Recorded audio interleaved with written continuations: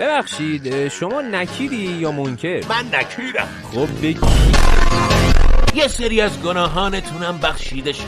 اون 2 سری که 1.5 از حشمت کشمش گرفتین چون نجسیش از جنس شاش بوده معاف از گناه شده.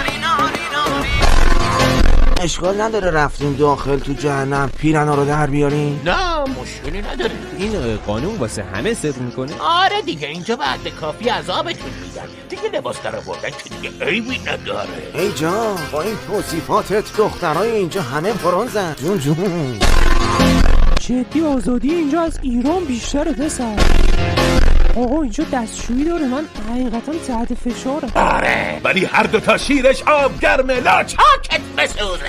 همین که آب داره اینجا خیلی حرفه. ما روزی 5 ساعت آبمون قطع میشد، مجبور بودیم تو دستشویی قیچیش کنیم. سر حس میکنم شما تازه قراره اینجا یکم زندگی کنی.